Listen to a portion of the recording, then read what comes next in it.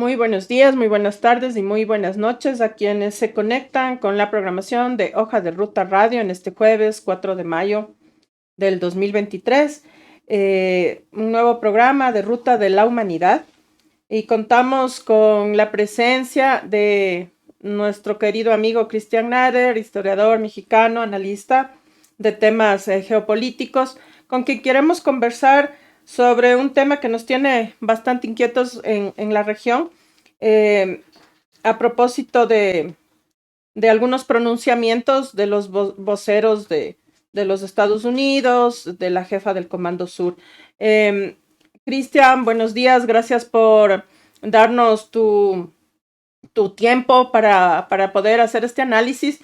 Y pues el tema de nuestro programa es de las nuevas estrategias antisoberanas de Estados Unidos en su supuesta lucha con el narcotráfico, ¿no? Estados Unidos se abandera, si quieres, siempre de esta lucha con el narcotráfico sin mayores resultados más que invadir países, que imponer sanciones, que justificar, digamos, estos irrespetos a las soberanías de un montón de pueblos hermanos. Y pues ahora han vuelto a mostrar supuestamente una preocupación por la avanzada de cárteles de la droga, de bandas de crimen organizados dedicados básicamente a las drogas, entre otras cosas, como es tráfico de armas, trata de personas, y quieren convertirse en una especie de salvadores, ¿no? En una especie de comandos de limpieza del crimen organizado de América Latina. Así que bueno, Cristian, quisiéramos saber cómo tú ves, ¿no? Estos pronunciamientos y esta intentona, insisto yo, antisoberana para la región. Bueno, antes que nada, gracias por la invitación, un placer y un honor estar con ustedes nuevamente. Vaya, lo que está haciendo Estados Unidos no es nuevo. Excusas hay muchas, en este caso es el narcotráfico. Previamente ha sido la lucha a favor de la democracia y la libertad, y creo que entre conceptos vagamente abstractos y demás podemos encontrar muchos otros. La libertad, el avance de movimientos, entre comillas, por supuesto, de acuerdo a la óptica estadounidense, antidemocráticos, y por supuesto las drogas, ¿no? Los blancos que Estados Unidos tiene en mente en este momento, concretamente el Comando Sur, para que, igual la gente que no lo sabe, Estados Unidos ha dividido al mundo de acuerdo a sus ambiciones imperialistas en varias prefecturas coloniales. En el caso de América Latina, por lo menos una parte, Sudamérica concretamente, es el Comando Sur estadounidense, ¿no? Mientras tanto, al norte de nuestro continente, en el caso parte de Centroamérica y parte de México, por supuesto, está el Comando Norte, luego está el Comando Central, que sería para Medio Oriente, para el Mashrek y el Magreb, parte del Mashrek y el Magreb, además están muchos, el Africón, que es el Comando Africano, ¿no? En el caso de América Latina, concretamente, esto no es la primera vez. Tenemos el caso, por ejemplo, colombiano, que es el más tristemente célebre. Colombia desde hace décadas es controlado por Estados Unidos, es un territorio totalmente militarizado y paramilitarizado por Estados Unidos y por los gobiernos que han estado subordinados históricamente a Washington con la excusa justamente de combatir el tráfico de drogas, ¿no? Concretamente esto inicia, o por lo menos se agudiza, durante el periodo de Ronald Reagan. Ronald Reagan, un personaje que utilizó el concepto de lucha contra las drogas para infinidad de crímenes, no nada más en contra de naciones extranjeras, sino también en contra del mismo pueblo estadounidense. En ese periodo es muy recordado, principalmente en la costa oeste, en la zona de California, en la zona de Oregon, múltiples allanamientos de casas inconstitucionales para buscar drogas, pero justamente lo que buscaban hacer era evitar movimientos, ¿cómo llamarlos?, rebeldes en contra del gobierno federal estadounidense, y más durante el periodo de Ronald Reagan, ¿no? Entonces tenemos el caso de Colombia, tenemos incluso casos, por ejemplo, en el sur de Asia, durante la agresión estadounidense en contra de Vietnam, Laos y Camboya, la misma Agencia Central de Inteligencia que traficaba las drogas acusaba a estos gobiernos de traficar drogas y a cambio de armas, por ejemplo, ¿no? Entonces, para que la gente entienda, el narcotráfico como tal es Estados Unidos. Es el principal consumidor, pero también es quien mueve las piezas en distintas naciones para que constantemente fluyan las drogas a su país, ¿no? Entonces, saben perfectamente cómo se maneja, cómo se controla, dónde se produce, cómo se mueve la droga, y tenemos muchos otros casos. Tenemos el caso afgano. Y realmente para quien quiera extender esto a un proceso de mucha más larga duración, incluso llegando 2 siglos atrás al siglo XIX, realmente son las potencias angloparlantes, comenzando por el Imperio Británico y más tarde su sucesor estadounidense, quienes inician el negocio del narcotráfico. El narcotráfico surge en el siglo XIX a través de la corona británica para tratar de inundar China, en ese momento la dinastía Manchú, la última dinastía, aunque no China Han, sí gobernante en el imperio, para tratar de tal cual domesticar a la población, adormecerla, y obviamente el gobierno chino lanza una queja en contra en ese momento del gobierno de la reina Victoria, porque están llenando su país de opio que era producido en el Raj británico de la India, en el norte del subcontinente, en Pakistán también. Pues en ese momento viene la primera guerra del opio, y es cuando realmente podemos ver lo que ha sido el narco como tal, para favorecer los intereses geopolíticos y económicos de Estados Unidos en todo el planeta, ¿no? Además del Imperio Británico, además de las naciones europeas también, que por supuesto, ¿qué ocurriría si se detiene el tráfico de drogas? Obviamente no colapsarían de alguna otra manera, porque a fin de cuentas, toda la población está, bueno, una gran parte de la población estadounidense está subordinada a estar drogada todo el tiempo, y creo que lo podemos ver en este momento con lo que se vive con el fentanilo y previamente con la heroína, y eso me lleva a recordar otro momento extremadamente espeluznante de lo que es capaz de hacer el gobierno estadounidense para subordinar a la población. Tenemos el caso de los barrios de clase trabajadora afrodescendientes en Estados Unidos y también mexicanos, de cómo la CIA durante décadas inundó estos barrios con heroína, por ejemplo, para hacer adicta a la población, porque es preferible tenerlos drogados a tenerlos levantándose en contra de un gobierno que los detesta, ¿no? Entonces, no, esto es una excusa, por supuesto, al igual que otros momentos en que Estados Unidos ha utilizado conceptos como la guerra contra el terrorismo, la guerra a favor de la libertad en contra del comunismo, obviamente, para satisfacer los intereses de Estados Unidos. No tenemos un caso también muy cercano a ustedes en el Ecuador, bueno, territorialmente, tenemos el caso de Panamá. El caso Noriega, por ejemplo, Manuel Noriega era un agente estadounidense que fue colocado por Washington, miembro, ¿cómo llamarlo?, graduado de la Escuela de las Américas, y este hombre era, además de ser un dictador, también era el enlace entre los cárteles colombianos y también en otros países de Sudamérica con el norte, ¿no? Entonces, en el momento en que George Bush, exdirector de la CIA, George Bush padre, llega a la presidencia, pues tiene que eliminar esos trapitos sucios, ¿no? Y por eso viene la invasión de Panamá en contra de su extítere Manuel Noriega. Entonces, creo que hay infinidad de casos para saber que lo que está haciendo Estados Unidos es justamente a través con intereses muy oscuros. No le interesa el consumo de drogas ni nada de esto. Lo que intentan es subordinar a naciones que precisamente ya no se someten como antes lo hacían. Sí, y hay mucha preocupación, digamos, porque en esta propuesta de un mundo multipolar, ¿no es cierto? Pues lo que estamos viendo es que Estados Unidos se siente acorralado, ¿no? Y como tú bien te explicabas al inicio, la justificación, digamos, de una nueva propuesta frente al avance del crimen organizado, que ellos mismos auspician, financian, protegen, encubren y ayudan incluso con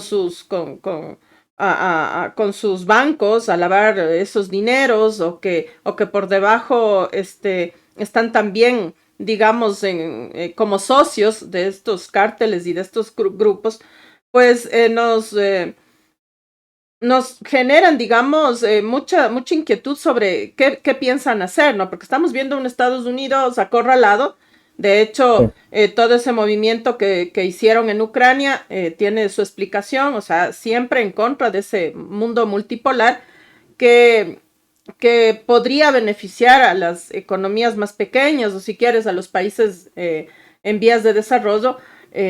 Pues a Estados Unidos no le interesa, él quiere proteger sus intereses y quiere además seguir usufructuando de todo lo que puede aprovechar de los pueblos que va invadiendo de manera descarada, y otros a través, disimuladamente a través de sus gobiernos, como pasa un poco aquí en el Ecuador, por ejemplo, ¿no?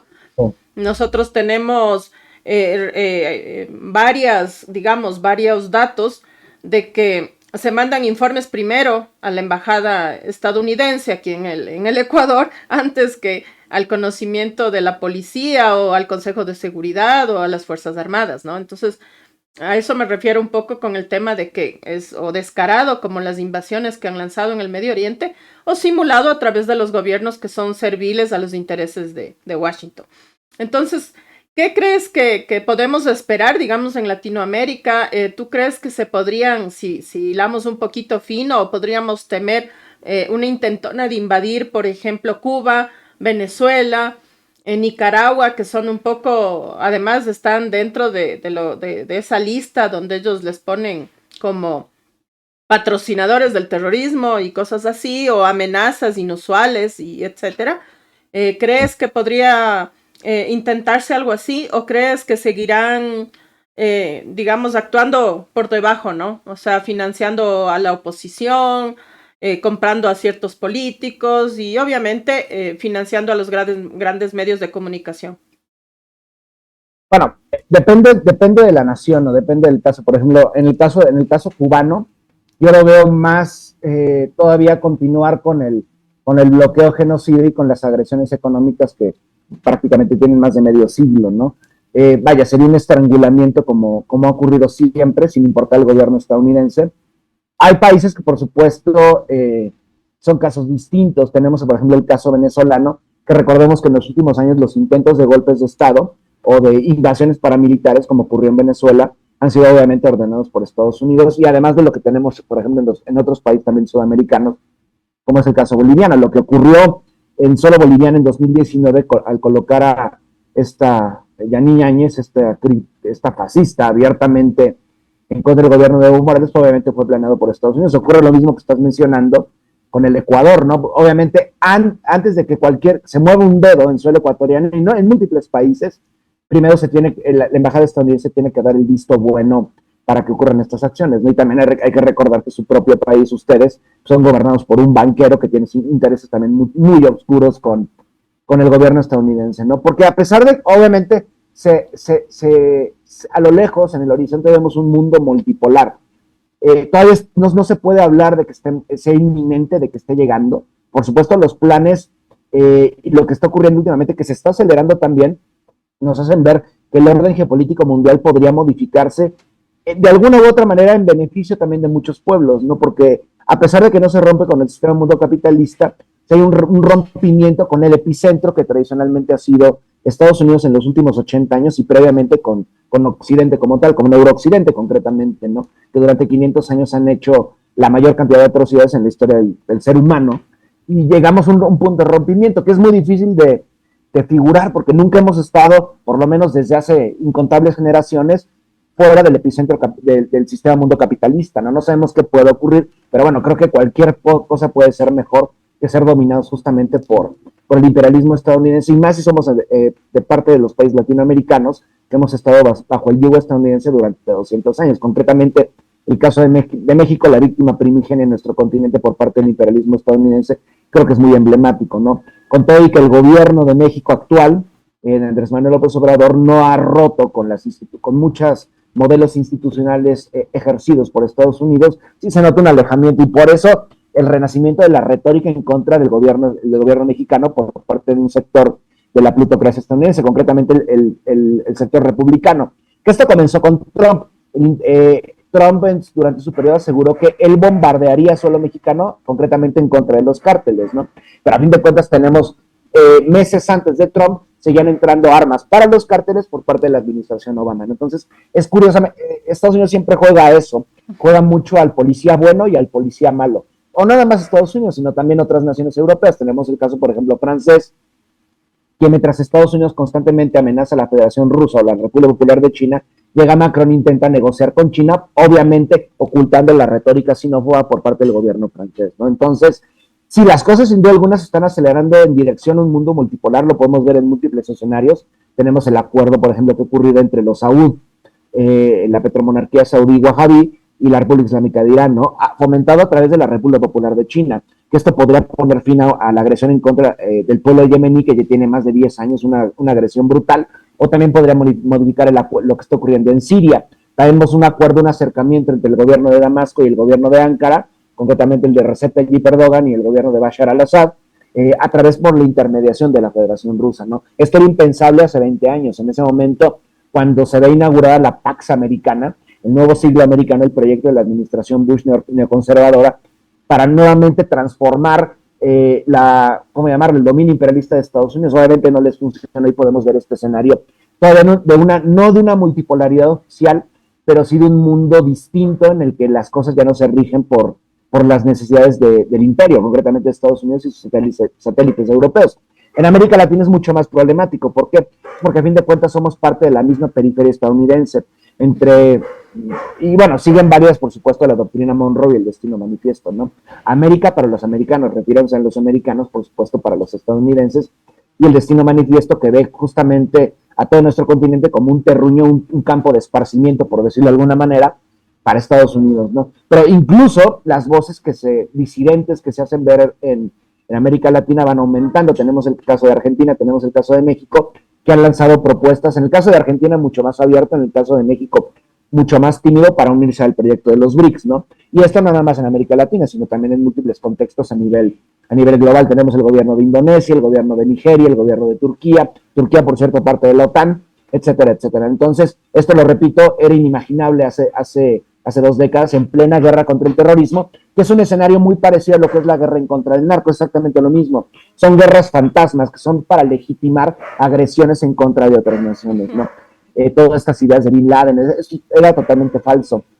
Tenemos el caso de Afganistán, que curiosamente Afganistán ha estado metido en la guerra contra el narco, pero también en contra del terrorismo y el yihadismo. El gobierno afgano, los talibanes, a fin de cuentas, son fruto de los mujahedines establecidos por Estados Unidos a partir del 79 en contra del Estado socialista afgano, en su invasión por parte de la CIA para evitar que justamente la Unión Soviética pudiera fraguar buenos lazos con el gobierno socialista, pero también para Estados Unidos invade para que la ruta del opio continúe llegando hacia suelo europeo, por ejemplo, ¿no? Entonces, todo está de alguna manera entremezclado, la droga, los hidrocarburos, las materias primas, etcétera, porque son fundamentales para que continúe Estados Unidos, en primer lugar, con el expolio planetario y para mantener ese estilo de vida obsceno que en este momento tienen, ¿no? Uh-huh.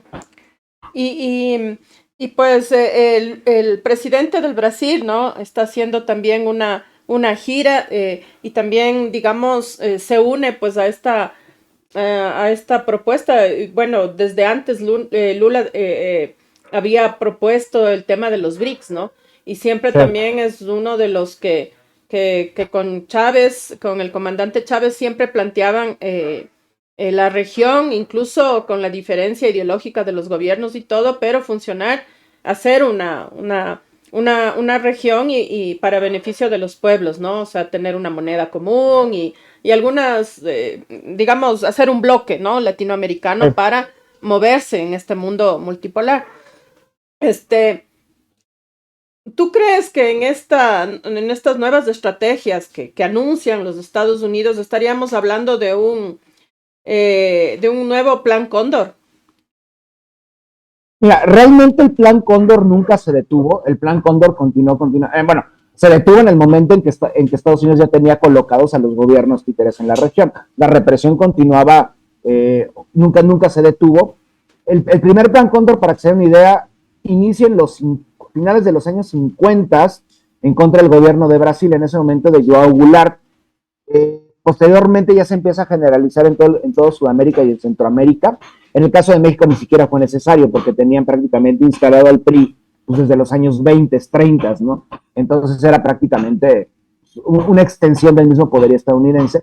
Pero en el caso sudamericano se empieza a agudizar las agresiones en contra de los pueblos a partir de los finales de los 60, comienzos de los 70. Tenemos el caso chileno, por ejemplo, y múltiples otros casos en Uruguay, en el suelo argentino con la junta militar, en el Perú también. En Colombia en menor grado, porque a fin de cuentas era algo similar en el caso mexicano. Y no es que se detenga, pero bueno, se deja de publicitar en los años 80 por esta supuesta democratización de los gobiernos. En el caso chileno es muy emblemático. Se fue Pinochet, pero continuó pues, todos los discípulos de Pinochet. Y en la década del 2000, a comienzos de la década del 2000, cuando empiezan a surgir gobiernos progresistas de distintos calibres, por decirlo de alguna manera, distintos matices, en el caso boliviano con Evo Morales, en el caso brasileño con Luis Ignacio Lula da Silva y posteriormente Dilma Rousseff, en el caso paraguayo con Lugo, etcétera, etcétera, ahí reactivan el Plan Cóndor, ¿no? Pero es un Plan Cóndor distinto, por supuesto, la represión continúa, lo podemos ver en el caso boliviano, en el caso de 2019, pero también hay nuevos mecanismos, rara vez utilizados por Estados Unidos para ir en contra de varios gobiernos. tenemos, por ejemplo, porque ahora no nada más se combatía a los pueblos, se combatía a los mismos gobiernos que eran cercanos a los pueblos. Y tenemos el caso de los golpes judiciales, de los golpes legislativos, etcétera, ¿no? Lo que está ocurriendo en suelo Perón es muy emblemático, por ejemplo, ¿no? Se utilizaron esos dos mecanismos a través por órdenes, por supuesto, del gobierno estadounidense. Estamos viendo prácticamente una calca de lo ocurrido en 2019 en suelo peruano. Entonces, obviamente, con la primicia de que la unidad hace la fuerza a pesar de las diferencias, en el caso, hablando de Brasil concretamente, esto ha llevado a otros gobiernos cercanos, también de izquierda podemos mencionarlo, como es el caso de Argentina, a también empezar a coquetear con la idea de desvincularse, si no completamente el gobierno estadounidense, sí buscar otros mercados, buscar otros socios, etcétera, etcétera, ¿no? Entonces, eso es lo interesante de los BRICS, que además de los BRICS hay otras propuestas, mecanismos de unidad regional, de comercio regional sin que tenga que caer en el liberalismo, etcétera. Lo que está ocurriendo en África, por ejemplo, es extremadamente emblemático. En África están públicamente los gobiernos de múltiples naciones, de decenas de naciones, están despotricando abiertamente en contra de Occidente, como nunca lo habían hecho, ¿no? Porque justamente llega Occidente y les dice, tienen que romper relaciones con Rusia y con la República Popular de China. ¿Y por qué lo vamos a hacer? Tenemos todo el historial de atrocidades coloniales por parte de Europa y de Estados Unidos. ¿Por qué cuando llegan nuevos socios que distan mucho de esto, por qué tenemos que romper relaciones, ¿no? Es la misma retórica que utilizó la comandante en jefe del Comando Sur en contra del gobierno de Argentina hace poco, ¿no? Ustedes tienen que alejarse de China, tienen que alejarse de Rusia, ¿pero por qué? Bueno, so pena de qué, obviamente, ¿no? Obviamente entendemos el por qué, pero en caso, obviamente, de que se continúen las relaciones abiertas con la Federación Rusa, con la República Popular de China, o incluso en el caso venezolano tenemos el caso de la República Islámica de Irán, solamente vendrá más guerra económica y si no, eso no sirve para fracturar estos gobiernos, para subordinarlos, solamente agresiones de otro tipo, como es el caso de Venezuela, con golpes paramilitares, ¿no? Pero lo que estoy diciendo, lo que intento decir es que el escenario que estamos viviendo en este momento es muy distinto a lo que ocurrió hace 20 años, ¿no? Porque el mismo poderío estadounidense ya no es el que tenía hace 20 años. Incluso las mismas contradicciones internas dentro del territorio estadounidense cada vez son más evidentes y abundantes, ¿no? Estados Unidos está viviendo un resquebrajamiento ideológico importante adentro, las contradicciones de todo tipo, de clase, por ejemplo, pero también étnico-lingüísticas y raciales, son cada vez más, pues, más abominables, ¿no? Lo que está ocurriendo en Estados Unidos, y no nada más tenemos la escena de los zombies a través del fentanilo, tenemos escenas de enfrentamientos entre población afrodescendiente contra la población eurodescendiente mayoritaria todavía. Entonces, eso habla mucho de una crisis interna y una crisis también externa, porque no todos los imperios colapsan solamente por contradicciones y enfrentamientos con otras potencias, también colapsan por las contradicciones internas, y creo que en Estados Unidos se está acelerando a niveles nunca antes vistos, ¿no? Porque Estados Unidos siempre lo han querido, a través del poder mediático y la guerra cultural, colocar como el epítome de la civilización desarrollada, pero esto es totalmente lo contrario. Siempre ha sido una sociedad con muchas contradicciones, con una profunda pobreza, y esta pobreza cada vez más evidente, y ahora va de la mano de una violencia que prácticamente nadie puede parar. Pero no es una violencia todavía contra el Estado, contra el Estado estadounidense. Es una violencia entre grupos, porque realmente el verdadero enemigo lo tienen en Washington. Todavía le apuestan mucho a las facciones dentro de la democracia liberal burguesa, ¿no? Unos son buenos, unos son malos, unos son pro Biden, otros son pro Trump, etcétera, etcétera, ¿no? Pero realmente son dos caras de la misma moneda, porque el imperialismo estadounidense es un imperialismo bicéfalo que tiene este mecanismo de engañar al propio electorado y también a nivel exterior de que son una democracia. No es una democracia, es una plutocracia militarista imperialista que está llegando a sus últimos momentos. Ese es el gran problema. Es cuando más agresivo vamos a ver a Estados Unidos, ¿no? Y lo estamos viendo porque lo que está ocurriendo en el Donbass y en Ucrania, lo que está ocurriendo en Georgia también, están lanzando una revuelta de colores, etcétera, son símbolos de que Estados Unidos no puede. ¿Por qué no puede? Porque eso era el punto desde los años 60, desde la administración Nixon, con Nixon en ese momento, Estados Unidos ve su peor pesadilla en la unidad en ese momento de la República Popular de China y la Unión Soviética.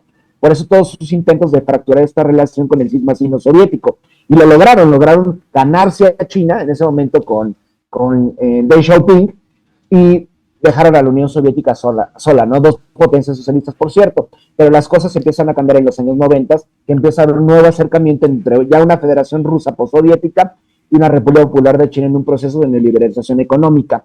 Y prácticamente lo que estamos presenciando es la gran pesadilla de Estados Unidos, una Federación Rusa y una República Popular de China unidos en múltiples escenarios con tal de soportar las agresiones por parte de Estados Unidos. Y esto se ha ido ampliando a otros contextos, principalmente euroasiáticos, pero también en África y por supuesto también en América Latina. Y digamos, hay como una provocación que está haciendo Occidente a China, ¿no? En Taiwán y todo eso. ¿Tú cómo ves? ¿Qué crees que pase? Porque, digamos, los medios te muestran a un Putin invasor aliándose con un presidente chino también que quiere invadir, o sea, un poco haciéndote ver de que ellos quieren adueñarse del mundo. Eso es lo que te van mostrando, y la gente, cuando tú conversas o preguntas, te dice, uy, no, pero si son terribles y se están metiendo aquí, y pobrecitos los ucranianos, y pobrecitos los de la isla que está cerca de China, porque les van a invadir, pero las provocaciones realmente vienen desde Occidente. ¿Tú crees que realmente llega un momento en que hay una reacción de China frente a estas agresiones, como se están dando las cosas? Porque la realidad es que lo que ellos están buscando realmente, incluso Putin, sin perder obviamente ni soberanía ni recibir órdenes, están reuniéndose para poder llegar a un acuerdo de paz y parar, digamos, el conflicto. Pero los Estados Unidos, por otro lado, está usando más bien, ¿no? Está lanzando ahí más gasolina, digamos, a la hoguera. Entonces, sí. ¿Tú piensas que China esté preparando, digamos, alguna acción para parar ese tipo de provocaciones?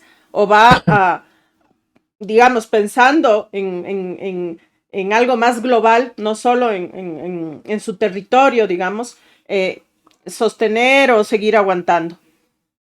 Bueno, en primer lugar, siguiendo lo que mencionas, hay que entender que Estados Unidos lo que siempre intenta hacer es colocar a sus adversarios enemigos como los agresores, como los provocadores, los instigadores. Pero realmente en ninguno de los casos que estás apuntando, tanto el caso de la República Popular de China como el de la Federación Rusa, ha sido así. Tal vez hay gente que no lo sabe, pero lo que está ocurriendo en el Donbass, en Ucrania, comenzó hace 9 años, que ocurrió un golpe de Estado en 2013-2014, durante el llamado Euromaidán, en contra de un gobierno legítimo elegido democráticamente en suelo ucraniano, de Viktor Yanukovych, el cual fue derribado por querer acercarse con Moscú. Washington va a hacer un golpe paramilitar y militar en contra de este gobierno y va a colocar un gobierno afín.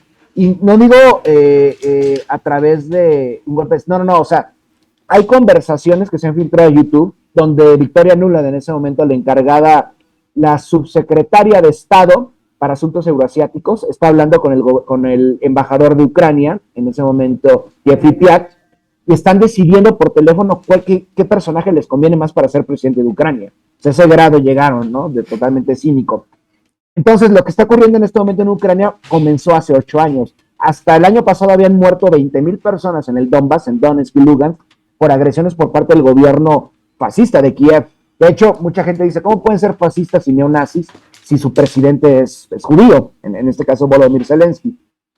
Previamente era Petro Poroshenko. Lo que ocurre es eso, empiezan a salir las críticas cada vez más abundantes en contra del gobierno ucraniano, de que era un gobierno neonazi. Entonces viene un nuevo proceso electoral, sale Petro Poroshenko y colocan a Volodymyr Zelensky, ¿no? El objetivo, por supuesto, era en la frontera oeste de la Federación Rusa militarizar absolutamente todo y comenzar un periodo de agresiones constantes en contra de la Federación Rusa. Y en el momento en que Rusia responde, es cuando vienen, ya ven, ahí está el agresor, pero no, realmente todo comenzó a partir de la otanización y la atlantificación por parte del territorio ucraniano, que el gobierno de Ucrania como tal, el gobierno no existe, no hay un gobierno ucraniano. Volodymyr Zelensky, bueno, ustedes lo saben, es un actor. Claro. El papel de Ucrania es recibir órdenes por parte de Washington y de Bruselas, por parte de la OTAN. Para que me entiendan, Ucrania es una prefectura colonial de la OTAN desde hace 9 años, es eso, a través de... Y el poder lo han ejercido a través de agresiones paramilitares en contra de la población rusoparlante, en contra de los antifascistas, pero también en contra de húngaros y también en contra de rumanos y, por supuesto, también en contra de gitanos ucranianos, ¿no? Ese es un caso. Tenemos el otro caso, que es en contra del gran enemigo de Estados Unidos, que es la República Popular de China, ¿no? El caso de China bueno, no es una calca, pero es muy parecido, ¿no? Taiwán es parte histórica de la República Popular, bueno, en este momento es la República Popular de China, pero previamente de varias dinastías, desde la dinastía Ming, La dinastía Ming gobierna desde el siglo XVI, si no me equivoco, hasta finales del siglo XVII, cuando viene una nueva dinastía, que son los Manchú, que no son Han, son tunguses, pero bueno, rápidamente se significan y son chinos, ¿no? En ese momento ya había colonias de chinos Han en suelo taiwanés. Realmente la población originaria de Taiwán no es China. Ellos son australeses, están más vinculados a la población de Micronesia, etcétera, etcétera, pero muy rápidamente fueron absorbidos por los colonos Han y fueron asimilados. Y Taiwán es parte de China histórica, desde hace 300 años por lo menos, ¿no? Ahora bien, a finales de los años 50, en la última fase de la guerra civil dentro de China, el bando ganador es el Partido Comunista, encabezado por Mao Zedong. Los derrotados, por supuesto, es el Kuomintang. No el Kuomintang de Sun Yat-sen. En ese momento gobierna un sujeto que es un pandillero emanado de las calles y entrenado incluso por el ejército japonés invasor, un sujeto llamado Chiang Kai-shek. Chiang Kai-shek es quien comanda el Kuomintang, es derrotado y cuando es inminente que sea apresado por el Partido Comunista, huye. ¿A dónde? Pues por supuesto a Taiwán, se atrinchera y en ese momento, justamente cuando llega Chiang Kai-shek a la isla, llegan los estadounidenses, rodean la isla y dicen, ustedes no pueden pasar aquí porque vamos a proteger la democracia. Obviamente con esas palabras, ¿no? Entonces en ese momento empiezan a vender la idea de que la República Popular de China recién creada quiere devorar a la isla, pero vaya, lo único que intentan hacer es recuperar el territorio que le pertenece a la República Popular de China. Es parte de China. Lo mismo que Hong Kong quisieron los británicos durante 200 años vendiendo la idea de que es otro país. No, no era otro país. Fue robado por parte del Imperio Británico a la dinastía Manchú durante la Primera Guerra del Opio. Lo mismo que ocurrió con Macao, que era portugués, etcétera, etcétera. Entonces, llegamos a este momento en que Washington está desesperado porque es curioso, los lazos entre el gobierno de Taipei y el gobierno de Pekín hace 5 años no eran tan malos. Tenían buenas relaciones incluso económicas. Por ejemplo, en cuestiones de microprocesadores. Taiwán fabricaba los microprocesadores, pero había capital de la República Popular de China en la isla produciendo esos microprocesadores para las computadoras que se estaban ensamblando al otro lado del estrecho, el suelo de China continental. Entonces llega a Estados Unidos y ve que las relaciones cada vez están mejorando y que la República Popular de China es la mayor superpotencia económica del orbe, no le gusta y comienzan a promocionar la idea de que Taiwán no es China, es un país independiente. Y esto incluso provoca molestias dentro del Kuomintang, del partido gobernante en el gobierno de Taipei. ¿Por qué? Porque ellos no quieren ser otro país, ellos quieren ser China. De acuerdo a su lógica, que es muy guajira y es bastante extraño que lo logren, lo que siempre ha querido Taiwán es recuperar el control de China continental. Obviamente no lo van a hacer. Entonces hubo una molestia por parte de un sector del Kuomintang porque llegaron los gringos a promocionar la idea que Taiwán era otro país cuando no es así. Ha habido pláticas de unificación desde Taipei y Pekín bastante adelantadas y quienes llegan justamente a cercenar todo lo que se ha arreglado, especialmente el gobierno de Washington, ¿no? Entonces lo que está haciendo Washington en este momento es mandado destructores, acorazados, submarinos y no nada más el gobierno estadounidense, también los británicos, también Australia, incluso la India y Japón. ¿Por qué? Porque obviamente no quieren que vuelva a existir una China unificada, que de por sí es China poderosa. Ahora con la extensión de la isla, pues obviamente el poder aumentaría, ¿no? Entonces, ¿qué tienen que hacer acorazados y destructores estadounidenses y submarinos nucleares franceses en aguas de China, de la República renegada, perdón, de la provincia renegada de Taiwán, solamente provocando a la República Popular de China? Lo mismo que ocurrió en el escenario en contra de la Federación Rusa en el Donbass o en Ucrania. Uh-huh. Pero eso te digo, ¿tú crees que haya una reacción en algún momento frente a esto? Porque sí es, o sea, digamos, no creo que estén tan locos para comerse el mundo dinamitando todo por todos lados, pero lo que sí, algo que tú dijiste y que creo que todos coincidimos, es que cada vez vamos a ver más beligerante a los Estados Unidos justamente por este acorralamiento en el que se ve, ¿no? O sea, renunciar a su hegemonía no lo va a soltar fácil, digamos, ¿no? Entonces estamos en digamos, la paz del mundo está ahí por la cuerda floja. ¿Tú pensarías que sí estamos por ahí o crees que al final van a tener que ceder del un lado o del otro o no sé? O sea, digamos, por la paz, no más por recibir órdenes, digamos, ¿no? Bueno, hay que considerar que lo que está buscando Estados Unidos es un enfrentamiento contra China, pero no directo, no que tropas estadounidenses o la maquinaria de guerra estadounidense se enfrenten contra China. Lo que intentan hacer con estas alianzas, por ejemplo, han creado una que se llama AUKUS. AUKUS es Australia, Gran Bretaña y Estados Unidos, bueno, son las siglas, para enfrentar a China. Lo que intentan hacer es que Australia, Nueva Zelanda, incluso Japón, por eso el rearme del imperialismo japonés en contra de China. Podría ocurrir, pero no directamente, vaya, no una guerra nuclear como tal, porque obviamente se acabaría el gran negocio de, por ejemplo, la producción armamentista a nivel global. Lo que intenta hacer Washington es llevar a sus socios, a los llamados 5 ojos, por ejemplo, 4 de ellos, que son los países angloparlantes, Canadá, Gran Bretaña, Nueva Zelanda y Australia, en contra de China y también a Japón. A mí no sé qué me preocupe más, si un Estados Unidos beligerante en contra de la República Popular de China o un Japón beligerante en contra de China, porque los japoneses, lo que hicieron los estadounidenses después del 45 fue ocupar Japón. Hasta el momento lo hacen durante 70 años a pesar de las protestas en Okinawa y en todas las bases que tiene Estados Unidos para que salgan de ahí porque tienen armas nucleares estadounidenses en suelo japonés. Y lo que pasa durante el gobierno de Shinzo Abe, y si no me equivoco, previamente era este Koizumi, si no me equivoco, es que Washington le da bandera verde a Japón para que comience un proceso de rearme. O sea, me refiero a un proceso de rearme, nueva flota japonesa, incluso podría ser armas nucleares. Y lo mismo que está ocurriendo en el sur de la península de Corea, ¿no? De hecho, justamente hace unas horas vimos un show patético por parte del presidente de Corea del Sur, que es una colonia estadounidense, cantando una canción estadounidense en la Casa Blanca a Biden, o sea, llevándole serenata a Biden. O sea, con esos gobiernos tenemos que lidiar, ¿no? Entonces, es muy preocupante lo que está haciendo Estados Unidos, porque Japón no es cualquier cosa. La historia de agresiones japonesas en contra de China es muy evidente. Recordemos lo que ocurrió en el 45. Después de la Unión Soviética, el país con mayor número de bajas civiles fue la República. Bueno, en ese momento China todavía. La República de China tuvieron decenas de millones de muertos justamente por las agresiones japonesas, ¿no?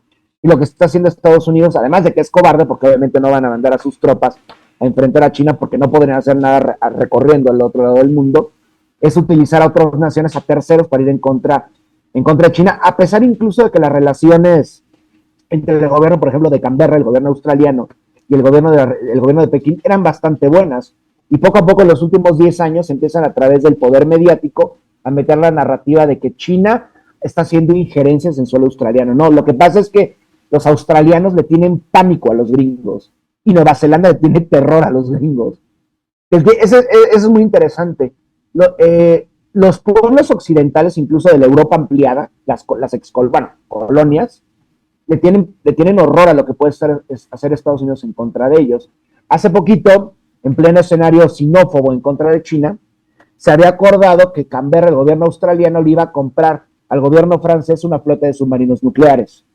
Llegaron los estadounidenses y le dijeron al gobierno de Canberra: no, tú no le vas a comprar ningún submarino nuclear a Francia, nos vas a comprar a nosotros.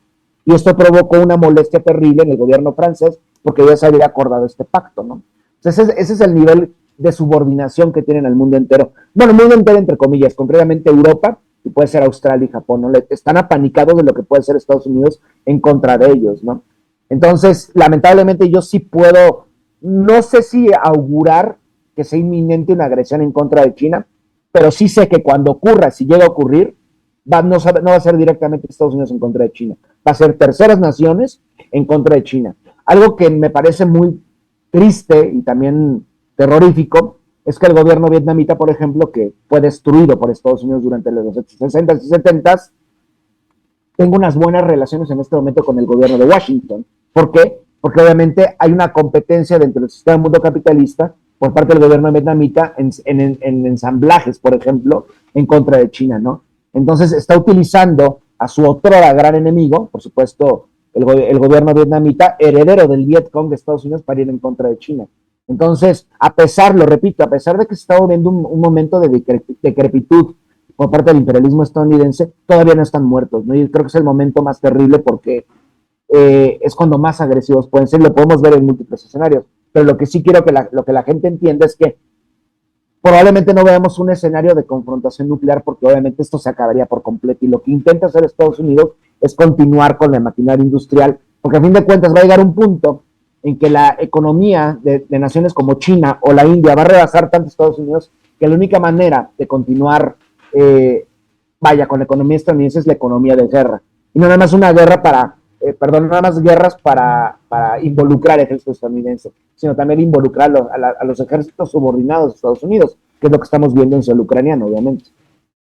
Es increíble lo que tú cuentas, ¿no? Porque además Japón fue donde se arrojaron 2 bombas, ¿no?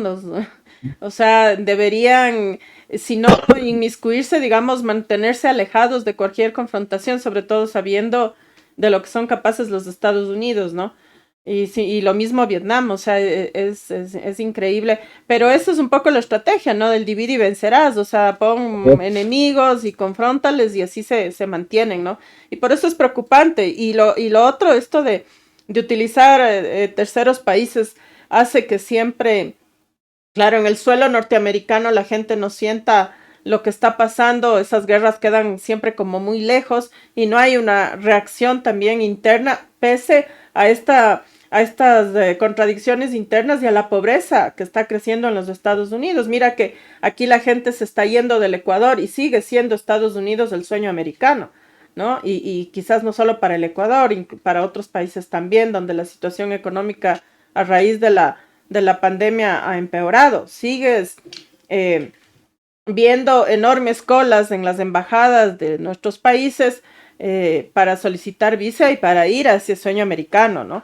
Y, y realmente la realidad que te cuentan compañeros que están allá, migrantes y todo, es bastante desoladora, ¿no? Sí. Justamente el tema de las drogas, el tema del costo, de la inflación que hay y, y también el racismo y todo eso que se ha atizado, digamos, producto de que no hay trabajo. Entonces, claro, los migrantes son un poco los culpables de todos los males de los Estados Unidos, ¿no? O sea, es bastante crítica, diría yo, la situación dentro de los Estados Unidos. Sin embargo, ellos siguen armando estos conflictos lejos de ellos, ¿no es cierto? En suelo extranjero, en suelos lejanos, y nos tienen en vilo a todos con lo que pueda suceder, ¿no? Cristian, Y quería apuntar algo que mencionas justamente con, por ejemplo, todos los migrantes ecuatorianos en suelo estadounidense o mexicanos o de cualquier país de nuestra América. Ese es como el gran potencial que no ha bajado por parte de Estados Unidos, ¿no? Lamentablemente, que es la guerra mediática y la guerra cultural, que ahí sí llevan la batuta. Obviamente las herramientas mediáticas y culturales por parte de la Federación Rusa y la República Popular de China aún están en pañales. Obviamente se ha ampliado mucho, por ejemplo, lo que puede ser Russia Today por parte de Rusia, o Sputnik, o por parte de la República Popular de China, Xinhua, etcétera, etcétera, pero no tienen el mecanismo que puede ser Washington, ¿no? Que puede ser Hollywood, que es el mecanismo de propaganda desde hace un siglo predominante, que ha creado esta idea del sueño americano cuando realmente es un sueño perverso, es una pesadilla, es la mayor perversión, ¿no? Creer en ese sueño estadounidense. Ahora bien, obviamente, con eso tiene que lidiar justamente la Federación Rusa, o la República Popular de China, o la República Islámica de Irán, porque todos los estereotipos y clichés se manejan a través de eso. Si no existiera Hollywood, creo que el potencial de Estados Unidos sería infinitamente menor, porque sería colocado como otro. Hollywood ha creado esta maquinaria de propaganda casi omnipotente, monolítica, de que Estados Unidos es el país consumado, lo repito, ¿no? Como el gran sueño. Y eso creo que hay que apuntarlo porque están en desventaja la República Popular de China o la Federación Rusa y cualquier nación frente a ese gran poderío que es el poderío mediático y propagandístico de Estados Unidos. Y mira que a propósito de esto que dices, yo ayer en la noche me llamó la atención una película que estaban pasando ya por el cable y me llamó la atención justamente porque me enganché, digamos, con la película y es Nomaland, me parece el título, y entonces hablan de las personas que se quedan sin trabajo y empiezan a vivir en estas casas rodantes. Entonces van a una feria de unas casas rodantes espectaculares y todo, y ninguna podía comprar. Y empiezan a cobrarles incluso en los sitios donde podían aparcar en la noche y empiezan a haber restricciones porque dicen, claro, tú tienes casa rodante, entonces tú puedes aparcar en cualquier lugar, no es lo mismo para quienes tienen que rentar una casa. Y se dieron cuenta que las jubilaciones no les alcanzaban para nada después de haber trabajado años.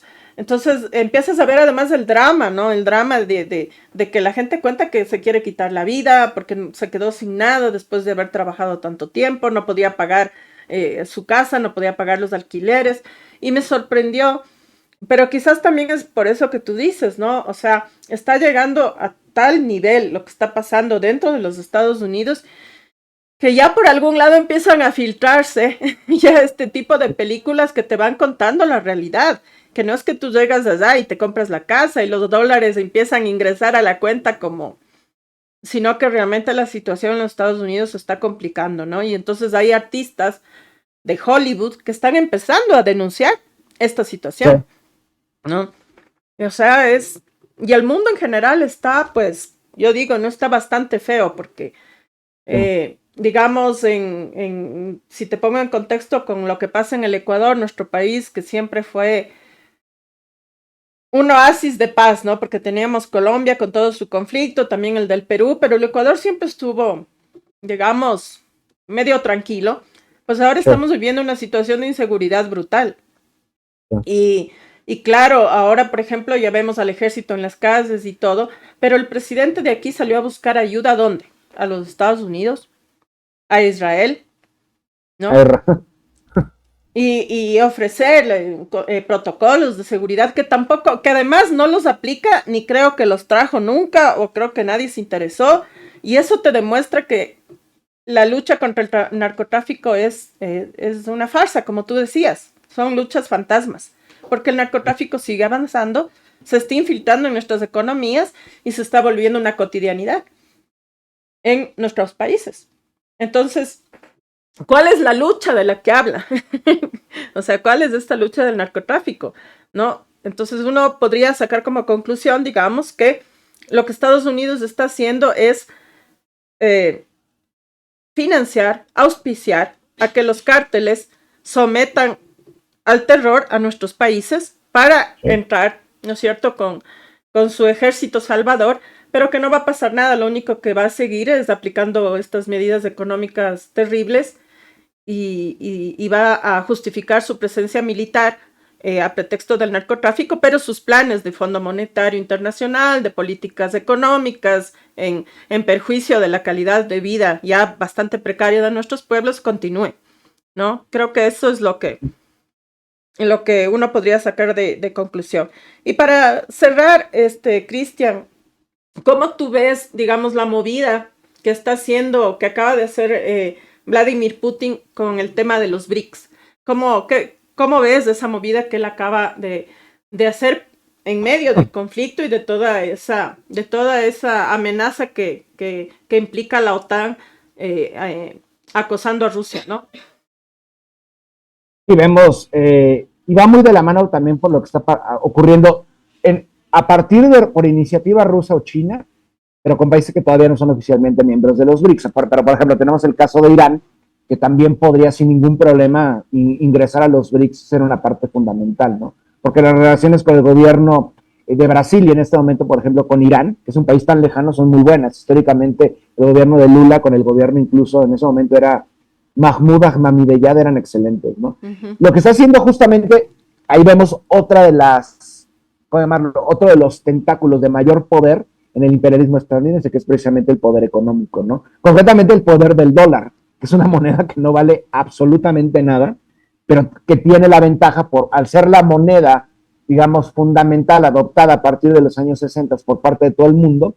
Solamente entre Estados Unidos su economía se mide por cuántos dólares imprime la Reserva Federal, que son papeles que no valen absolutamente nada, porque no tienen con qué sostener ese poderío económico, porque su economía y su industria no vale absolutamente nada, si la comparamos con China, por ejemplo, ¿no? Claro. Entonces, obviamente, lo que está ocurriendo, de hecho, es una respuesta por parte del gobierno de Moscú y por parte del gobierno de Pekín a lo que ha estado haciendo en los últimos 30 años justamente Washington, utilizando el dólar para las agresiones en contra de estas naciones. De hecho, si no hubiera hecho esto Estados Unidos, todo continuaría, obviamente, vinculado a la dolarización del mundo, ¿no? Y al petrodólar también, obviamente, porque también lo que está haciendo el gobierno ruso es que, por ejemplo, en el caso de Arabia Saudí, las transacciones ya no tienen que ser necesariamente en dólares, se puede pagar en monedas nacionales, ya sea en rublos o en la moneda saudí, y pagar, pues, por acuerdos comerciales y tecnológicos, porque son dos países petroleros. Y lo mismo con China, ahora se puede pagar con yuanes, no hay ningún problema. Y lo más interesante es que hay mecanismos de pago electrónico que son independientes, por ejemplo, desde el SWIFT, que es estadounidense y occidental. Por eso ya no, porque antes lo que hacía Washington es que, vaya, había una transacción que no le parecía a Washington, bloqueaban el dinero, o sea, se robaban como tal el dinero, y ahora no tiene que ser así porque son mecanismos independientes. Entonces, eso es impresionante, porque esto se ha ido acelerando impresionantemente en los últimos meses, incluso, iba a decir años, pero no son meses, ¿no? Y esto comienza realmente a partir del 2022 con la respuesta por parte de la Federación Rusa en contra de lo que estaban haciendo los ucranianos durante 9 años, ¿no? Ahí es un momento clave, no solamente para lo que está ocurriendo para la población de Donbass, sino también por la economía mundial y cuestiones geopolíticas, ¿no? El alineamiento geopolítico, porque también podemos hablar de países que no son tan cercanos a China, pero que también se están acercando, como puede ser la India. La India es un país que históricamente tuvo excelentes relaciones con el gobierno de Pekín, concretamente los estados modernos, la República Popular de China y la India ya independiente post-imperio británico. No tenían muy buenas relaciones, pero hay cosas que no se logran arreglar, como es, por ejemplo, en el extremo norte del subcontinente hay una zona que se llama Ladakh. El Aksai-Chin es una zona en los Himalayas que está en disputa entre Pekín y el gobierno de Nueva Delhi, ¿no? Y estuvo congelado el asunto hasta que llegó a Estados Unidos y empezó a empujar a la India para ir en contra de China. Entonces, lo que comenzó siendo una sacapela a golpes, una pelea a golpes entre tropas chinas y tropas hindúes, luego subió de nivel, ya fueron palos y piedras. Y de hecho se pueden ver los videos, así fue avanzando, ¿no? Y posteriormente ya hubo balaceras. Y eso es justamente lo que intenta hacer Washington, movilizar a una gran superpotencia económica y también militar, nuclear también, por cierto, que es la India, en contra de China. Otro síntoma interesante, ¿no? Que ambos son parte de los BRICS, por cierto, ¿no? Tenemos el caso de Pakistán. Pakistán, con un gobierno, hasta hace unos meses, que era el gobierno de Imran Khan, un gobierno que buscaba acercarse con Nueva Delhi, por fin zanjar todo lo que ocurrió en los últimos 90 años después de la separación Pakistán-India, y lo estaban logrando, pero lo más importante es que el gobierno pakistaní buscó comerciar con sus propias monedas, tanto con China como con Rusia, alejándose ya de la órbita estadounidense, porque lo que históricamente tiene Pakistán es que ha estado subordinado primero a los británicos y luego a Estados Unidos, ¿no? Bueno, realmente Pakistán fue la pieza clave cuando destruyeron Afganistán en las últimas décadas por parte de Estados Unidos, ¿no? Y la implantación también de los mujahedines en suelo afgano, ¿no? Entonces el gobierno de Imran Khan dice, no, hay que alejarnos de esto, hay que ser independientes, podemos mantener excelentes relaciones con un vecino histórico que es la República Islámica de Irán, ambos somos países iranios, tenemos lazos históricos desde hace milenios con China y con Rusia también podemos hacerlo, ¿no? ¿Qué ocurre? Le hacen un golpe de estado a Imran Khan precisamente por alejarse del dólar, por buscar buenas relaciones energéticas y comerciales con Moscú y con Pekín, y sabemos lo que está ocurriendo en este momento en Islamabad o en Karachi, etcétera, etcétera, ¿no? La gente volcada en las calles a favor del gobierno, muy parecido a lo que ocurrió en Bolivia, por ejemplo, en 2019, ¿no? La gente volcada en las calles para que regrese Imran Khan al poder en suelo pakistaní, y a un ejército paramilitar y a la milicia, a los servicios de inteligencia pakistaníes, el ISI pakistaní, comploteando junto con Estados Unidos para que eso no ocurra, incluso al grado de matarlo, porque hubo un intento de asesinato, ¿no? Entonces, es lo que está pasando, es un evento sísmico a nivel planetario, pero concretamente en el epicentro, en Eurasia, ¿no? Concretamente en Asia, es donde se va a definir todo lo que está ocurriendo, como históricamente se definió en Asia el siglo XIX, porque el escenario del gran juego, que era el imperio británico contra el imperio zarista ruso, era el epicentro planetario de los conflictos. Y nuevamente, 200 años después, está ocurriendo exactamente lo mismo, ¿no? Una fase de gran juego ante un Estados Unidos en fase de decrepitud que se enfrenta a un poderío no solamente de China, sino también de la Federación Rusa, también de Pakistán, también de la India, que no son pequeñas economías. China es una potencia económica que podríamos considerar ya la tercera economía del mundo, una potencia económica aeroespacial, tecnológica, cultural, por supuesto, ¿no? Una industria también mediática impresionante que no lo tienen, que pocos países lo tienen. De hecho, me atrevería a decir, comparado con Hollywood, yo creo que la industria de medios de la India es similar en potencia, ¿no? Y ahora imaginen esto vinculado a un país de los BRICS, que los BRICS se pueden extender. Estamos hablando de países como Indonesia, el país con mayor número de musulmanes del mundo, un país con mucho petróleo, aunque no de estas grandes cantidades, un país fundamental para el tráfico de mercancías a través de los estrechos. Entonces, no son cualquier país, Nigeria también se quiere vincular a los BRICS, Egipto también, las dos mayores economías de África. Nigeria es una potencia energética y una potencia económica al oeste del continente africano, ¿no? Entonces estamos viendo cómo se les está saliendo de las manos precisamente tanto a Washington como a Europa el control geopolítico que han ejercido brutalmente en contra del mundo en los últimos 500 años. Es que, lo mencioné hace ratito, ¿no? Creo que no lo podemos vislumbrar porque jamás hemos imaginado que naciones como Estados Unidos, como las expotencias coloniales europeas, estén tú a tú iguales, económicamente hablando, con respecto al resto del mundo. Pero justamente las cosas van cambiando, el mundo va evolucionando económicamente, ¿no? Entonces, ellos insertaron el capitalismo, el sistema mundo capitalista en todo el mundo. Pues ahora tenemos a una India hipercapitalista. Ahora tenemos una China con un modelo dual, o socialista en algunas cosas y capitalista en otras, con lo cual no pueden competir. Jamás lo van a lograr hacer. Jamás van a poder tener la industria que tiene China, etcétera, etcétera. Entonces, también son visiones del mundo totalmente distintas. La visión que tiene China del mundo es radicalmente distinta a la visión que tiene Europa o Estados Unidos, porque estamos hablando de una civilización añeja, estamos hablando de 4.000 años de historia continua China. La visión que tiene China del mundo es muy distinta. Siempre es, incluso a través del capitalismo, del socialismo, es tú ganas, yo gano, ganamos nosotros, no voy a meterme en tus asuntos, tú tienes bandera libre para hacer lo que tú quieras, simplemente podemos ganar los dos en cuestiones energéticas, industriales, comerciales, y esto por supuesto no era la lógica de Estados Unidos ni del Imperio Británico, o de España, o de los portugueses, o de Francia, o Bélgica. Ellos llegaban, te ponían un cañón, dame todo lo que quiero, o destruye tu país, y eso ocurrió con China. El llamado siglo XIX, siglo XX, los 100 años terribles de China, con 3 agresiones multinacionales, la guerra del opio, la primera, la segunda guerra del opio, la revuelta de los Boxers y el patrocinio paramilitares durante 60 años por parte de Washington en contra de China, ¿no? Entonces, es interesante porque Estados Unidos no lo puede contemplar. Estados Unidos sigue metido en la lógica de la Guerra Fría y la expansión del comunismo. No, es una lógica totalmente distinta. China ya es una superpotencia. China no es la China del siglo XIX, no es la China del siglo XX, y tampoco la Federación Rusa, por cierto. Son naciones que a diferencia de otras que han sido barridas y destruidas por Estados Unidos y sus súbditos, llámese Irak, llámese Siria, llámese Yemen, llámese naciones de América Latina, todo el continente africano, China puede resistir un ataque estadounidense de cualquier índole, económico, cultural, etcétera, etcétera. Ni podría haber una respuesta, que justamente va en relación a la pregunta que me hiciste hace rato. ¿Podrías ver una respuesta china? Sí, por supuesto la podría haber. Y aquí viene. ¿Cuál es la respuesta china? Cerramos los mercados. Que se pare la industria china a nivel global. ¿Qué hace Estados Unidos? No tiene industria. Europa no tiene industria. Que se acaben los recursos por parte de los socios nuevos de China, la Federación Rusa, sin petróleo saudí, sin petróleo iraní, sin petróleo nigeriano, mexicano, venezolano. ¿Qué va a hacer Estados Unidos? Absolutamente nada. Por eso tienen que medir bien las cosas, pero es lo que no hacen en Washington. En Washington están seguros que van a poder domar a Pekín y a la Federación Rusa, y esto jamás lo van a poder hacer. Mientras se mantenga esta mancuerna, Pekín, Moscú, incluso sumando a Teherán, Islamabad o Nueva Delhi, esto vamos a ver que el mundo se va a transformar rápidamente en los próximos años, ¿no? De manera muy rápida. Y eso también lo repito, es muy peligroso porque Estados Unidos está frenético.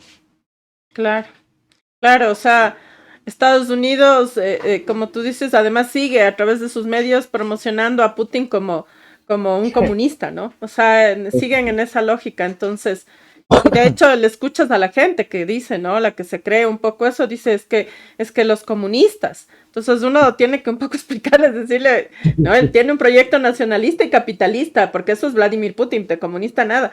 Pero digamos, los más medios están empeñados en que la gente vea eso, como que Estados Unidos es la libertad y la democracia y está peleando contra el monstruo del comunismo, digamos, con China y Rusia, ¿no? Sí, digo, ojalá nunca hubiera desaparecido la Unión Soviética, ¿no? Creo que hubiera sido mejor para muchos, pero están totalmente alejados. Es que también podemos ver los delirios en los que viven, ¿no? Y creo que eso ya ha repercutido en la política exterior y se puede ver en las mismas conferencias de prensa de Biden. Biden, bueno, más allá de su demencia senil que tienen, no son personas que no viven en la realidad, siguen viendo al mundo como subordinados y como súbditos, ¿no? Y el mundo ha ido cambiando frente a los gringos, porque los gringos siguen pensando que van a poder someter a dos superpotencias como China o Rusia, o incluso Irán o Pakistán o la India. Viven totalmente alienados de la realidad, y creo que eso es consecuencia también de su industria cultural, que ha afectado incluso a la política exterior estadounidense. O sea, tenemos todos estos personajes que se presentan en las conferencias de prensa en la Casa Blanca, o en las diversas ministerios, bueno, secretarías. Son personajes, en primer lugar, extremadamente jóvenes, que siguen a la calca la norma de los think tanks estadounidenses que les ponen en la mesa. Siguen pensando que son la civilización consumada y que van a poder dominar a China y que China es el agresor. El mundo entero sabe que China no es el agresor, pero porque están aterrorizados por Estados Unidos no pueden abrir la boca. Porque en Europa se perfilaba hasta hace 2 años un eje: Pekín, Moscú, Berlín, incluso también París, y no ocurrió. ¿Por qué? Obviamente por la agresión, por la respuesta por parte de la Federación Rusa en contra de los crímenes del gobierno ucraniano, que ya tenía 9 años, ¿no? Pero es muy interesante, o sea, creo que se puede ver con el asunto del Nord Stream. O sea, frente a los ojos del mundo, Estados Unidos destruye el gasoducto con capital alemán también invertido, y Alemania no puede decir nada. O sea, para que vean el nivel de sometimiento. Claro. Y ahora veamos lo que surge en África. En África sí hay respuestas, no nos van a venir a dar órdenes ahora, tampoco en América Latina, incluso en Oceanía. Oceanía, no me acuerdo qué país de Oceanía, un archipiélago, reclamó a Australia porque Australia le quería imponer un campo de concentración para inmigrantes ilegales fuera de suelo australiano. Entonces, este gobierno, que no recuerdo quién fue, no sé si Fiji, no me acuerdo, dijo: ustedes no van a venir a ordenar lo que tengo que hacer. Incluso los archipiélagos de Oceanía ya se atreven a ir en contra de los dictámenes por parte de Eurooccidente, ¿no? Y de Estados Unidos, ¿no? Mientras tanto, Europa la vemos sucumbiendo, pues es una civilización ya totalmente destruida, sin capacidad para hacer nada, sin materias primas, sin industria, sin voz. Son patéticos los europeos. Bueno, siempre lo han sido, ¿no? Pero con esta misma confianza supremacista, racista, como que pensaban que llevaban la batuta de todo, pero no tienen nada. Son sociedades sin industria, sin materias primas, que están subordinados a su excolonia, la excolonia británica, que es Estados Unidos, ¿no? Lo que está pasando en Francia, desde que llegó Macron al poder, no ha habido un solo día que no haya habido una protesta en suelo francés en estos 2 periodos de Macron. O sea, Macron tiene un índice de aprobación en este momento, creo que de 14-15%. O sea, y en Alemania, ahí van con el gobierno de Olaf Scholz, ¿no? Uh-huh. Sí, es bien complicado lo que está pasando en Francia, que es, digamos, donde más reacción ha habido, ¿no? Esto de la reforma a la jubilación y todo, y realmente la gente, o sea, a mí me conmovió mucho porque oí un discurso de una persona mayor, ya de la tercera edad, que decía que dónde están los jóvenes, que ellos ya les dieron peleando los derechos laborales y ahora les tienen que salir ellos mismos 50 años después a darles peleando el derecho a la jubilación. Entonces era increíble, ¿no? Pero de a poco se han ido sumando porque hay problemas en las universidades, no han podido dar mantenimiento a las universidades, mantenimientos que deben hacer por los cambios de estación, como el aire acondicionado o la calefacción. Ha sido evidente en toda Francia, ¿no? Entonces, la educación ha sufrido bastante, digamos, la educación superior, la educación inicial y todo en Francia, por haberse puesto de servil, digamos, a los intereses de Estados Unidos, ¿no? Creo que es donde un poco más evidente se ha logrado ver desde acá incluso, ¿no? Y mientras ocurría esto en las calles, no sé, de París, de Toulouse, de Lyon, veíamos un Macron viajando a China con von der Leyen, tratando de ganarse nuevamente al gobierno de Pekín, jugando al policía bueno, ¿no? Ajá. Mientras las calles francesas estaban incendiadas, ¿no? Sí. Y es eso, son estados, creo yo, extremadamente débiles, totalmente controlados por el sector privado, por la gran... Macron, por ejemplo, ¿no? Macron era un empleado de la gran banca multinacional de los Rothschild en este caso, ¿no? Y vemos a sociedades que están al borde del colapso, y lo mismo está ocurriendo con Estados Unidos, ¿no? Y curiosamente, muchas de las mayores economías son las antagonistas por parte de Estados Unidos. China, el nivel de inflación es el más bajo del mundo. El caso de Rusia, las sanciones, las agresiones a partir del año pasado, pues apenas le han hecho cosquillas al gobierno de Vladimir Putin, ¿no? El gobierno de México, con esta retórica constante en contra de los cárteles y la droga, que no nada más va en contra de México, también va en contra de China, porque el fentanilo entra a México vía China. Entonces tratan de matar a Estados Unidos pájaros de 2 tiros, con 2 tiros, ¿no? Con un tiro. En contra de Pekín por distribuir el fentanilo, y en contra de México por transformarlo en la droga que acaba en Estados Unidos, ¿no? pero la economía mexicana es de las que mejor van en el contexto latinoamericano, ¿no? Y es curioso, la economía de Estados Unidos cada vez el nivel de inflación está brutal, ¿no? Y la moneda pues ya no es la dominante a nivel geopolítico, a nivel mundial, entonces creo que eso refleja muy bien lo que está pasando, ¿no? Una crisis ya, ni siquiera voy a decir económica, civilizatoria por parte de Occidente. Un momento clave es el que estamos viviendo. Sí, y eso que tú decías, yo no me acuerdo quién, pero le oí a un primer ministro africano, me acabo de recordar, que le contestaba a alguien enviado por la realeza británica. Igual le decía, ¿no? Ustedes tendrían que aprender un poco a escucharnos, deberían aprender a escuchar lo que está pasando en el mundo y dejar de venir a dar órdenes, ¿no? Más o menos ese fue el discurso. Como tú dices, hay una reacción porque ya no se aguanta más. Yo creo que incluso independientemente a veces de ciertas dirigencias y todo, la gente está empezando a reaccionar porque creo que la pandemia agudizó mucho todo y hizo que la gente sintiera mucho que puede pasarse la vida trabajando, puede pasarse dejándose la vida, digamos, en el trabajo, en las fábricas y no cambia nada, ¿no? O sea, sigue precarizándose su vida, cada vez los derechos laborales se van, digamos, conculcando algunos derechos que ya se creía que no había retroceso, como la jubilación, incluso se habla de aumentar las horas de trabajo, cuando en otros países ya se habla de disminuir, y todo eso creo que la gente lo está resintiendo mucho y está provocando también estas reacciones, ¿no? Y los gobiernos se van a tener que ver obligados algunos a escuchar o este sometimiento, digamos, a los Estados Unidos puede acabar en estallidos sociales en nuestros pueblos, ¿no? Yo quiero agradecerte. Sí, Ajá. claro. No, creo que el caso que mencionas africano, es que hubo varios. Hubo uno creo que en Guinea-Bissau, hubo otro en Congo, pero el que más me llamó la atención fue Namibia. Namibia fue colonia alemana. De hecho, no se habla muy poco de las atrocidades que hicieron los alemanes en Namibia, porque se habla más de las atrocidades alemanas en contra de judíos, comunistas y gitanos. Pero creo que fue el embajador alemán en Namibia, le dijo al gobierno que por favor dejara de acercarse tanto a China. Entonces, el gobierno, y lo hicieron públicamente, lo dijeron, ustedes no tienen que meter ni un dedo en lo que ocurre en solo en Namibia. Para que la gente no lo sepa, Namibia es un país que se encuentra al suroeste del continente africano. Es el lugar donde están los bosquimanos, el pueblo San, que se comunican a través de clics, que hacen como así. Bueno, lo que hizo Alemania a comienzos del siglo XX fue atroz. Mató a una etnia que se llama los Herero, mató aproximadamente a 500,000 de personas. Y obviamente nadie sabe que esto ocurrió. Y después de haber hecho esto, tienen la osadía de decirle al gobierno de Namibia que no comercien con China. Entonces, digo, para que el nivel de cinismo creo que es a veces lo más recalcitrante por parte de Europa y de Estados Unidos. Son tan cínicos que ni siquiera puede ver las crisis que está ocurriendo en sus propias naciones, ¿no? Y ahora sí, discúlpame, te interrumpí. No, yo quería agradecerte más bien por tu explicación, que siempre es así muy, muy pedagógica. Yo creo que todos siempre quedamos muy claros cuando conversamos contigo y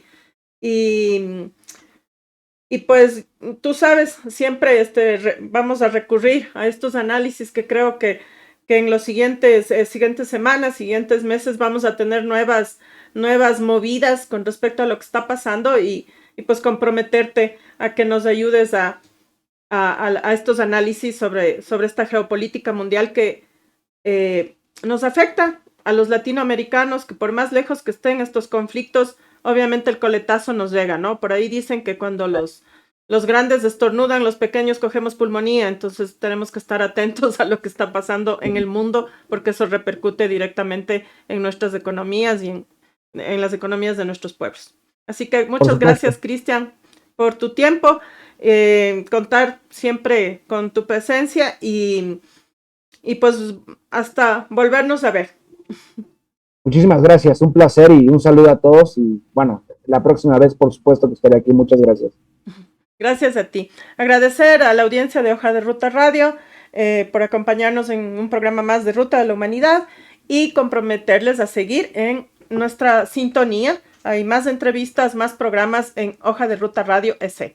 Gracias, Andrés, en los controles y nos vemos el próximo jueves.